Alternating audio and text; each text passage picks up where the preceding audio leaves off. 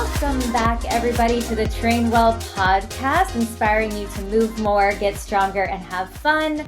Today, we are doing our second part 2 of our longevity series, and we're going to be talking about nutrition. Hot topic here, but we're going to take a really balanced approach and practical approach to nutrition. So we're kind of going to break down for you a few key points. First of all, no one size fits all. There is no way of eating that's going to work for every single person. So we're going to talk about how you can figure out what is the best or could be a good approach for you. We're going to talk about eating protein, why it's important, how to increase your protein consumption. We're going to talk about why micronutrients are really important and how you get your micronutrients in. That's your vitamins and minerals, things like that. We're going to talk about avoiding ultra-processed foods, but not completely eliminating ultra-processed foods, as well as alcohol and sugar. And we're going to leave you with some great meal ideas and really practical steps. One size fits nobody. And the practical approach to this is if your friend's doing keto and raving about keto, that's great. That's cool. Good for them. May not be the best for you. If you turn around and your brother-in-law is doing the Mediterranean diet with the Velocity diet, with the Atkins diet, whatever, that's probably not going to be the best for you. And so the first thing I want to say in terms of when you're viewing this nutrition for longevity talk, choose what's best for you. Choose what you can do over the long haul consistently. Consistency beats intensity every day of the week and twice on Sundays. And I always like to say that consistency turns ordinary into excellence. And the best nutrition plan or diet or whatever you want to call it, whatever, is the best one is the one that you can do and maintain. That's kind of our code here at Trainwell. The best workout is the one you actually do, right? So that's my 2 cents on one size does not fit all. Yeah, I would agree completely. This really is about consistency in the way you're eating. When you're doing something that is like highly restrictive, we talked about this in our episode a couple weeks ago now, you tend to get that yo-yo effect or that pendulum effect where because it's not sustainable and you're restricting for so long, you have that one bite of whatever chocolate cake and you are totally off the wagon. You feel totally out of control with what you're eating. So by maintaining a balanced approach that is, that makes you feel good, that's how you can be consistent over time. And you might be wondering out there, listeners, how do I know what's the right approach for me? And I think there's a few things that you can do to start determining what's the right approach for you without having to do, a lot of different sorts of like genetic testing or blood work testing or anything like that, which of course you can do. But, we don't all have the resources to do that. So what can you do? What I would suggest first is becoming more mindful about what you're eating. You don't even necessarily have to change anything right now. Just maybe keep a 3 to 5 day journal of everything you eat. No judgment zone. Don't even judge yourself. Just write down everything you eat, maybe the time you eat it. If there's any notes you want to include in there, for example, super stressed out and had a cookie. So you're getting a picture of what's my day-to-day looking like in terms of food. So that's one approach, is just a journal. Then other approach is to try to minimize distractions while you're eating. Because a lot of times, and this isn't always possible, we all love to eat with our friends, family.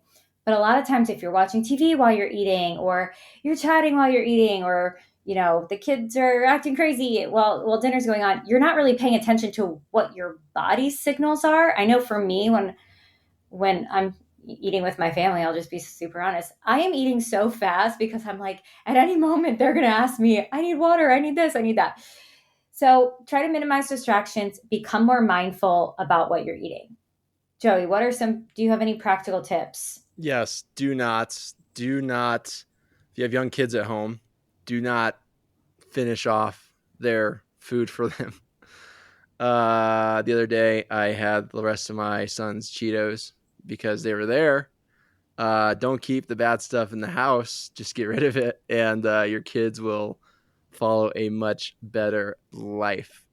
All right, number 2. Let's get into protein, okay? Because it is not a myth. Protein is super, super important for longevity because we now know that 2 big markers for how long you're going to live are how much muscle you can maintain and your VO2 max. Those are 2 huge, huge, huge data markers for you.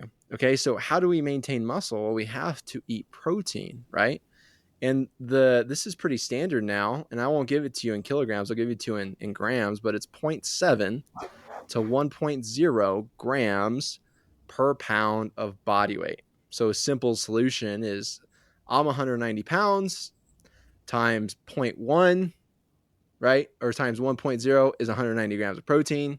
So I know my upper limit is around 190 grams of protein. Don't be doing more than that. Like, don't be doing like 2 grams or 4 up to 4 grams per pound of body weight, right? But really prioritize your protein. We talked about it forever.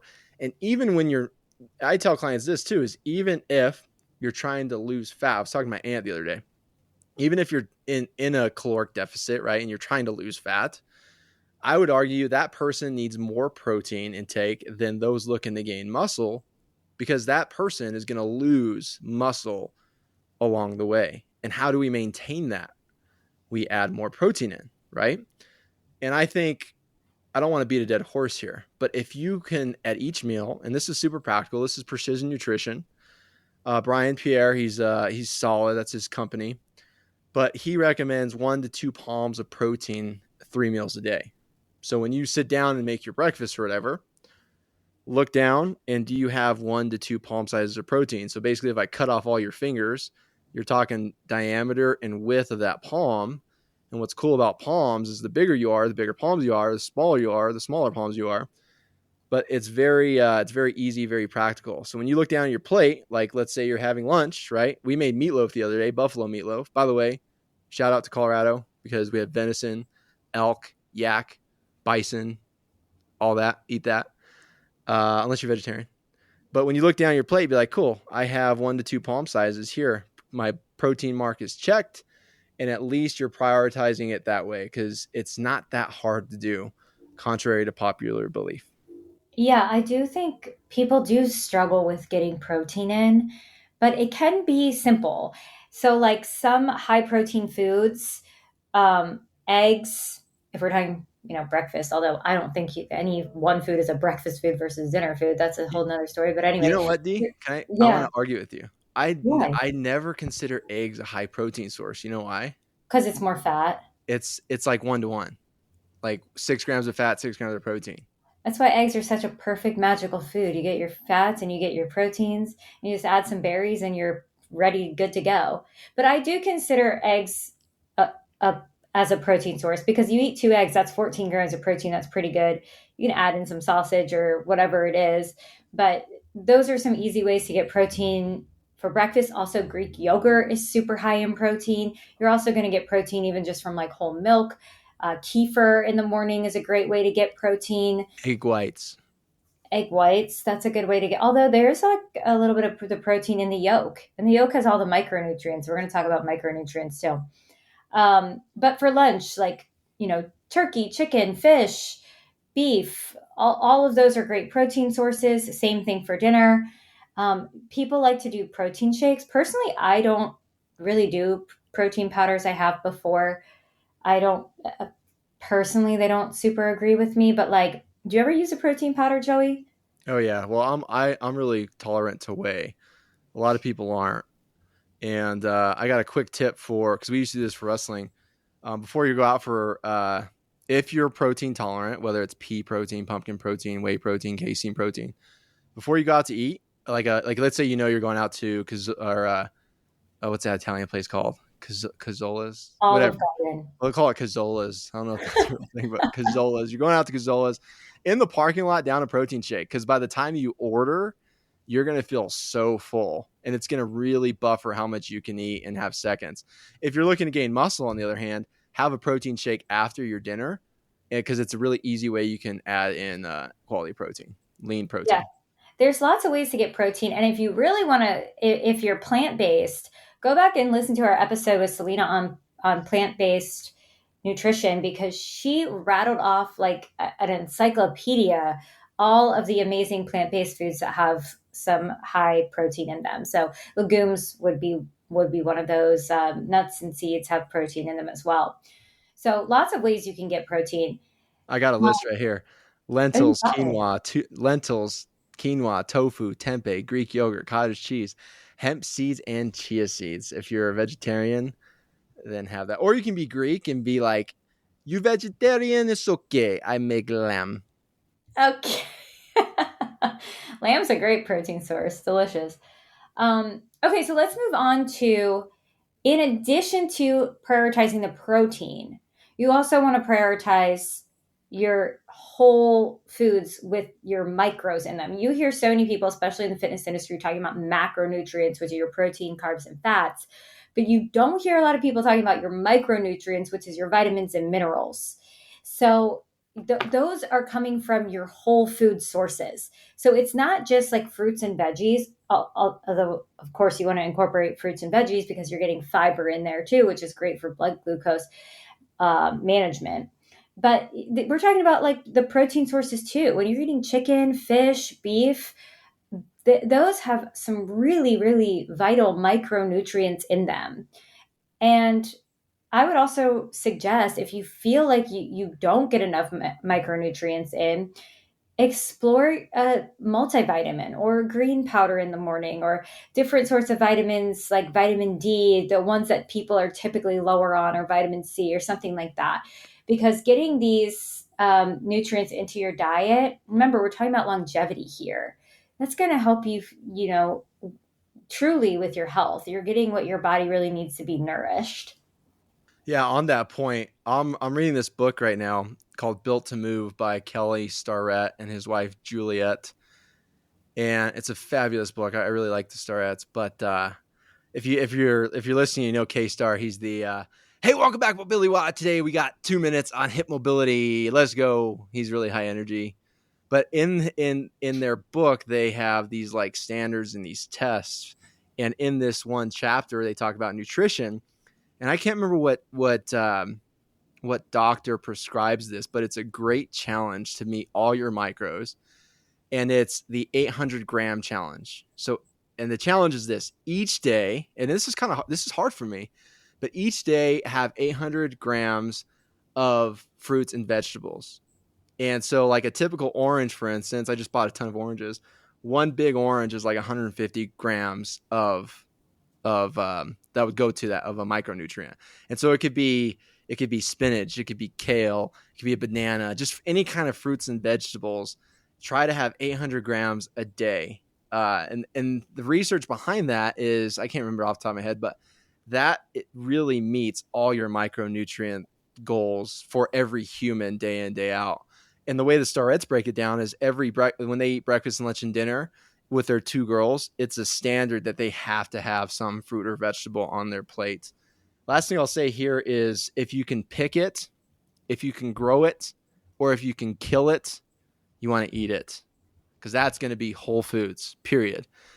If you can pick it like a berry, if you can grow it, not marijuana, not marijuana. Why you direct Uh, that at me? I know I'm the one in Colorado, right? If you can grow it like lettuce or spaghetti squash or zucchini, or if you can kill it like some salmon, you eat it. What's your favorite fruit and veggie? You can only pick one Oh, of each. oh my gosh, one of each. Okay, I ask people this all the time, but me personally, nothing beats the perfectly ripe peach. Oh, Solid yeah. vegetable for me. Oh gosh, as a kid, my mom used to flavor to get me to eat. Well, I'm getting off a tangent. She would always put chicken broth and broccoli, but nothing beats toasty, crispy broccoli heads. I make this stir fry. My wife loves it, and if she's listening, it's a pain in the ass to make, but I love you, honey. I'll make it as long as you want. But you put broccoli heads in there, carrots in there. You put the broccoli stems in there. She loves ginger. You put ginger in there. You put water chestnuts in there, and then a little bit of coconut aminos. Belente. Excelente. That sounds delicious. Do you want to know mine? Yeah, hit me. Sorry. Okay, so it's hard to pick a fruit because there's so many different types of fruits in different seasons. But if I had to pick, honestly, I just love berries. I eat raspberries almost like every day. I love berries. I just planted two raspberry bushes in my backyard, so I never have a shortage. That's So, legit. You know what we do? We yeah. do Berryland. There's a book called Berryland. Have you heard of it? No, what's that? It's like raspberry, masberry, razzmatazberry, blueberry, blueberry. It's a kid's book. Oh, I want it. But what we do is we go and buy blueberries, blackberries, and raspberries, and I call it Berryland. Oh, that's And good. we just combine them all. That's perfect. I What's love your doing favorite that. vegetable? So initially, I was going to say Brussels sprouts, roasted Brussels sprouts, because you Mm. get those crispy leaves that literally taste like chips, and you just put some salt on them. Oh my God, so good. But then what I really truly like always want is cooked carrots, either Mm. roasted or like, finely sliced and sauteed in the pan with just butter and salt. Oh, that I think I have to go with cooked carrots. Not raw though, but cooked. Yeah. Yeah. We used to go to this restaurant called Jay's. They closed down, and you get those little carrots. Uh, they came out with like the lamb chop or whatever. So good. Yes, oh, so good, so good. All Okay, right, so last track. Where we micros. at? We just were at micros. So Micros. now we're going to start talking about the flip side, the things you probably want to include less. So we talked about the things you want to include more of, which is like the proteins and your fruits and vegetables, whole foods, basically. The flip side of that is that you want to try to avoid ultra processed foods.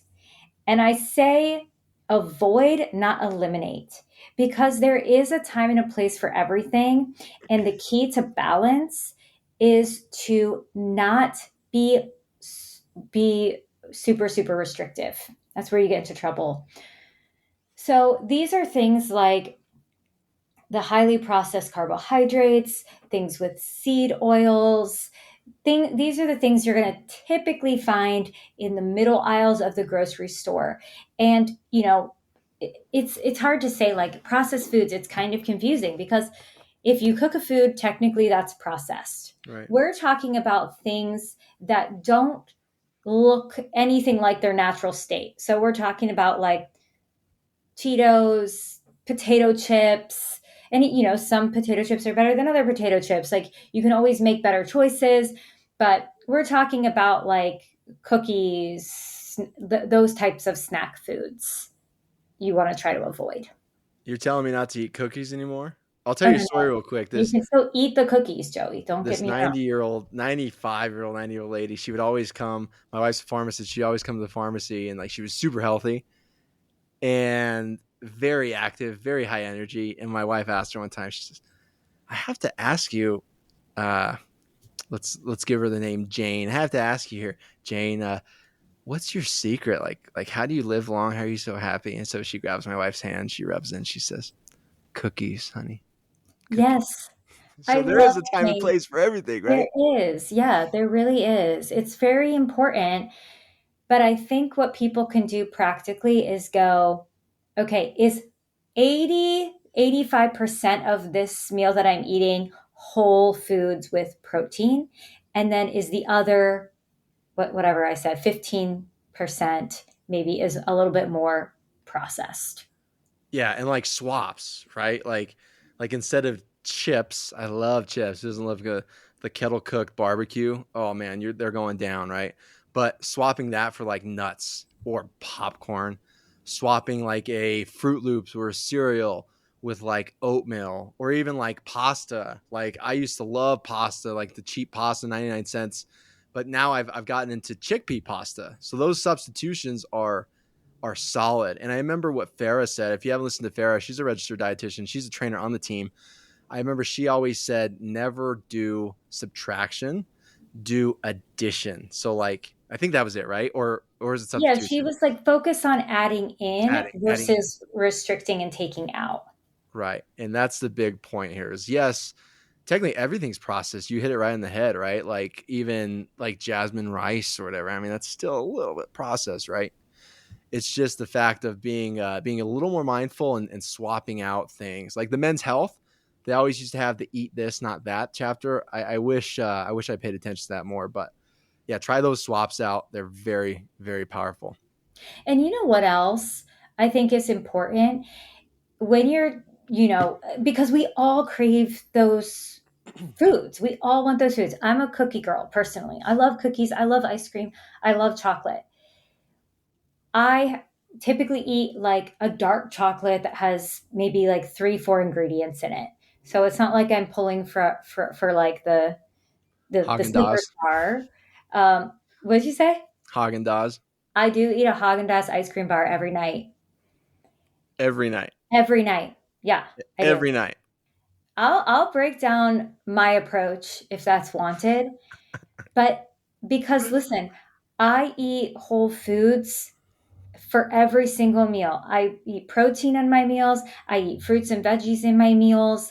I don't eat a lot of highly processed foods because I know I love ice cream. This is part of my approach. So I am prioritizing all those things during the day so at the end of the day I feel really good about my Haagen-Dazs ice cream bar. And what I love about the bar too is it's one little package. It's not like I'm spooning out, from the which I do from time to time as well, but it's just the perfect amount that's like very satisfying and that's my treat every day. So I think that is kind of the point I was getting to is like when you're thinking about those highly processed food or sweet treats, like really take a moment to go, what do I really, really want? Don't just like grab, like on a whim without thinking about, be intentional. I know I love ice cream, so I'm gonna, I might forego the cookie that's like out, at my friend's birthday party because I know I want my Haagen-Dazs ice cream later.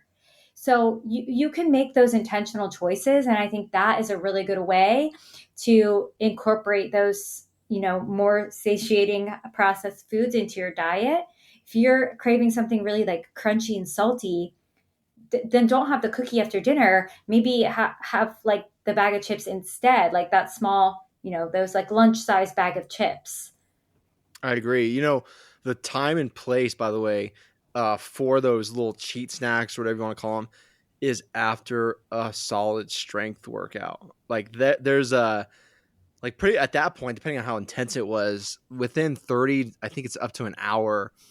That window after a workout is the time to have some like cupcakes if you're a cupcake person, because all that nutrition is going to be sucked up in the cell. Now, of course, if you have a metabolic disorder like type 2 diabetes, for instance, you have to be cautious. But I try to do a reward system like you, D, like you're eating all these fruits and vegetables a day. You have technically earned that Haagen Dazs ball or bar at the end of the day, Ball. right? Ball, yeah, Yeah. bar. I mean, look, personally, I don't like to think about it as earning it because I don't think anyone has to earn their food. You don't have to like be morally, on the straight and narrow to earn a Haagen-Dazs ice cream. But I'm listening to my body and I'm making choices so that I can feel really good, make sure I'm getting my macros and my micros, and allowing those sweet treats. All I would right. feel like Speaking crap of, if I ate a Haagen-Dazs for every meal. That's why I'm being strategic about it. I want to I'll make tell sure you I'm what, still feeling good. my gut would not tolerate a Haagen Dazs ice cream bar But every you're day. lactose. Are you lactose? No, because whey is solid for me. Any kind of milk is solid for me. But I'm just telling you, ugh. Uh, You I got a prefer Haagen-Dazs. I prefer green chili. What? Green Hispanic, chili? yeah, salty green chili is like so good. I would rather have a bowl of green chili every day than Haagen Dazs. Anyways, let's roll on to our last little point here, and that is alcohol and sugar, either elimination or moderation. And this is really added sugars, right? Like we're not encouraging those listening to stop eating fruit because we know that fruit is mainly sugar, right? We're talking about the added sugar you have in your protein bars, or the added sugar you have in your Mountain Dews, or the added sugar you have in even salts and seasonings, right? There's added sugar in everything. And what I want to say here with alcohol too is if you can moderate it, man. I mean, it's so hard to do, but what I like to do, I'll share a personal anecdote here, is like if I rarely drink, right? But if I know we're going like ice fishing, or if I know we're going on a boys trip, we just got back from one, then yeah, I'm definitely gonna have some drinks, but I'm gonna save it for the meals at the end. We had a supra the other day. A supra is like this Gregorian tradition where you drink wine and you like give toast. It's really cool. You should Google it. Supra, men's supra. But yeah, of course I'm gonna have wine during that. But you can be damn sure throughout the entire day I'm not drinking anything, and I'm having a crap ton of water, right? So I'm building those skills in preparation for that bigger thing. So moderation or avoidance of alcohol and added sugar. Yeah, I would agree completely. I don't like to demonize sugar. I really don't because I mean we've talked about this. Did we talk about it in the episode with Brittany on type 1? But like Oh yeah. people demonize sugar, but the thing is like if someone with type 1 or is having a low, sugar is literally the thing that saves their life. It's all in moderation like you said. Everything in moderation. Now, alcohol, I do think is tricky because some people cannot drink in moderation because alcohol is literally a poison and an addictive substance. And I think that is where we do have to say, depending on who you are, elimination might be the best approach for you. Um, so, like you said, if you are going to drink alcohol, and you're able to drink alcohol in moderation, drinking it with a lot of water is going to make a big difference for you. And drinking it really when it's a really special occasion, maybe like you really want to enjoy, your family reunion or something. That's the time to drink it, not just like a random Saturday, maybe. Do we want to talk about, I'm curious, like what is I don't always love to go through a typical day of eating. Like we don't need to say exact amounts or numbers, but do you want to like go through what your typical day of eating is? Oh yeah, mine's pretty easy. So I always work out in the morning, try to by 6 a.m. And so when I get up in the morning, it's always bone broth. I love making bone broth and my athletic greens. Don't worry, we don't get any discount from them or any sponsorship from them. And then I usually do my training. So that hydrates me, right? And then it's either strength or aerobic, whatever. And then I come home and I always have a protein shake with collagen in it, and then I have my coffee. And I usually take a shower then, and then I have my breakfast. Now my breakfast is I love eggs, 3 eggs. There's this saying from a childhood, and let me know if I'm going too long here, but the saying is, I eat 2 eggs every day to help me get large, but now I eat 3 eggs every day and I'm as big as a barge. So I have 3 eggs and green chili, right? I had that this morning with a little bit of salmon, but that's usually my breakfast, right? It's always egg centric. And then I usually don't eat lunch till like 1 or 2. It's not because I'm intermittent fasting or whatever, but it's always leftovers from the night before. We're huge batch cookers. So I mentioned we had meatloaf, buffalo meatloaf. So I had some meatloaf and I had some mashed potatoes. I love potatoes, some gold potatoes and some peas. And I like taking the little peas. You find the perfect circle with the ball, put it on your mouth and you can like levitate it. My kids love that. So I love peas. And then dinner is usually something we cook. By the way, I will say though, if you're going to go out to eat, right, you can still make protein a priority. And just the other day, I mean, we're huge Chipotle people, right? So when I go to Chipotle, I'll get like a double thing of chicken. I'll get a double thing of meat, right? But yeah, that's usually dinner. We always prioritize the vegetables and the meats before because we're huge meat eaters. So there you go. In a nutshell, that's generally what we have. Two palms of protein though on that plate, son. That's a good point about going out to eat. Going out to eat is really fun. But if you do want to like try to get all those micros and focus on getting enough protein, eating at home really is the way to go most of the time. And I have found recently, I guess it kind of depends on where you live, but whenever I eat out now, I kind of think like, actually, I could have made this better. Or like, I feel like not great. I feel way better when I just cook my own food, but eating out is fun. So like you do it from time to time. What do Um, you eat? What do you eat?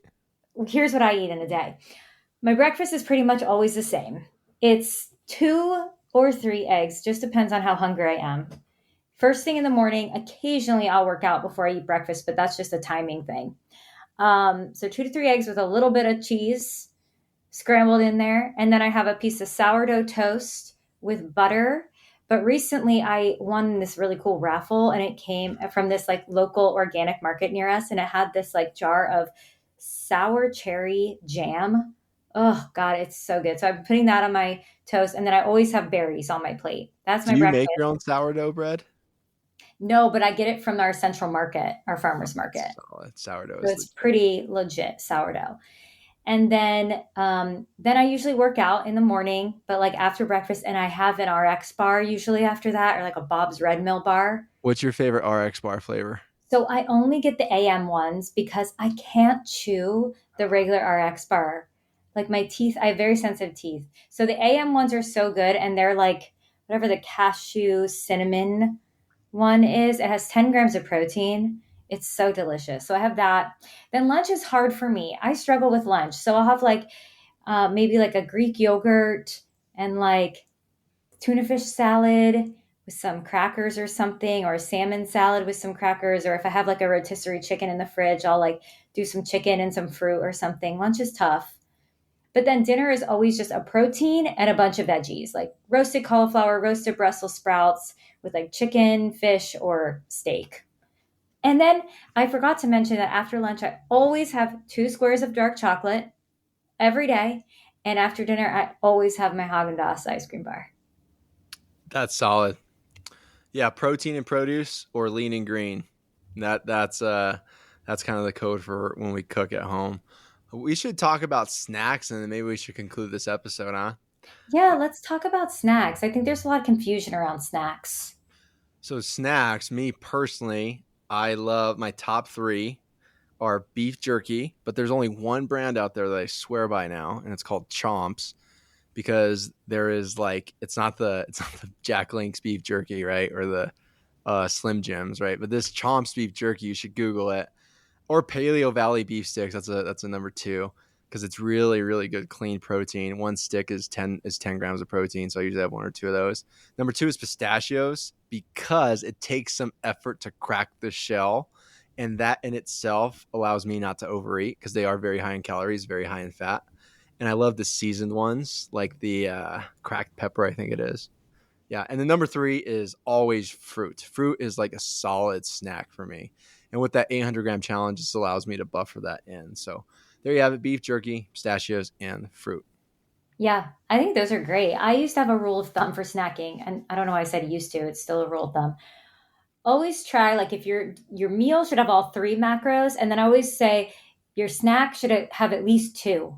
So you're always trying to pair together like a carb with a protein, or a fat and a protein, or whatever I didn't say, fat and a carb. That way you're not just getting a sugar hit in the middle of the day, and and you're gonna have some, you'll be ever able to better regulate your blood glucose levels throughout the day. So I think like, even cheese and crackers can be, I get those like back to nature, like whole wheat crackers. They have a rice cracker too.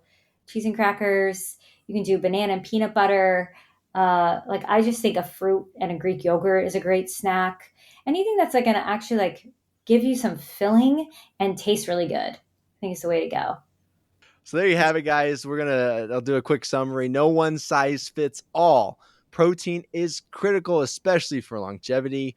Choose micronutrient dense and whole foods. Avoid the ultra processed foods and the alcohol and sugar in moderation or complete avoidance. Thank you, everyone, for sticking with us. I hope you enjoyed this episode, and I hope you got some practical tips. We'd love to hear if you're going to write a comment. Um, what is your favorite fruit and vegetable? Also, while you're in the comment section, check out the show notes for a link to sign up for Trainwell, 14 days free, and you get paired with your very own personal trainer. We love you guys. Share this episode with your friends, your parents, your siblings, your dog, your cats. Talk to you next time. Bye.